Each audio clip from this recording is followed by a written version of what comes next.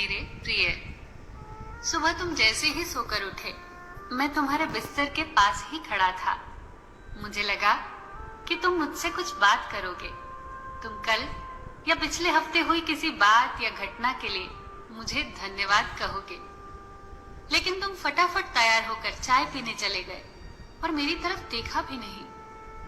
फिर मैंने सोचा कि तुम नहाकर मुझे याद करोगे, पर तुम इसी उधेड़-बुन में लगे रहे कि आज कौन से कपड़े पहनने हैं। फिर जब तुम जल्दी से नाश्ता कर रहे थे और ऑफिस के कागज इकट्ठा करने के लिए घर के इधर उधर दौड़ रहे थे, तो मुझे लगा कि शायद अब तुम्हें मेरा ख्याल आएगा, लेकिन ऐसा नहीं हुआ। फिर जब तुम अपने ऑफिस जाने के लिए ट्रेन में बैठे, तो मैं समझ गया कि इस खाली समय का उपयोग तुम मुझसे बातचीत करने में करोगे।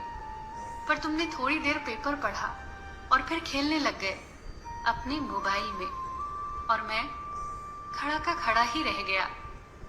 मैं तुम्हें बताना चाहता था कि दिन का कुछ हिस्सा तुम मेरे साथ बिताकर तो देखो, तुम्हारे काम और भी अच्छे से होने लग जाएंगे। लेकिन तुमने मुझसे बात ही नहीं की।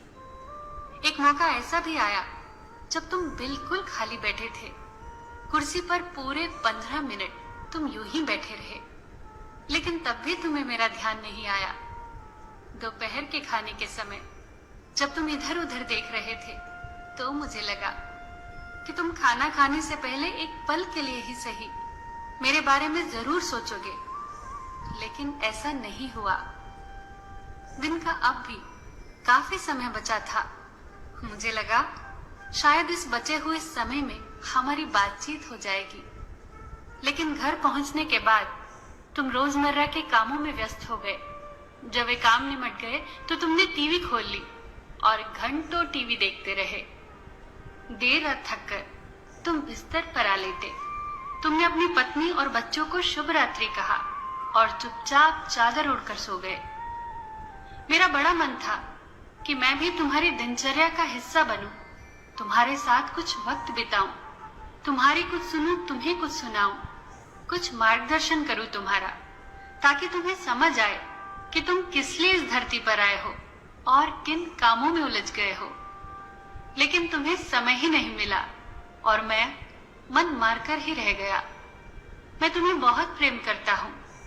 हर रोज मैं इस बात का इंतजार करता हूँ कि तुम मेरा ध्यान करोगे और अपनी छोटी छोटी खुशियों के लिए मुझे भी धन्यवाद करोगे। पर तुम तभी आते हो जब तुम्हें कुछ चाहिए होता है। तुम जल्दी में आते हो और अपनी मांगे मेरे सामने रख बस चले जाते हो। और मजे की बात तो ये है कि तुम मेरी तरफ देखते भी नहीं। ध्यान तुम्हारा तब भी लोगों की तरफ ही लगा रहता है और मैं इंतजार करता ही रह जाता हूँ।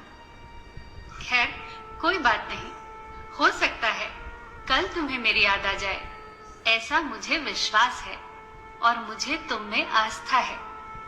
आखिरकार मेरा दूसरा नाम आस्था और विश्वास ही तो है। तुम्हारा ईश्वर।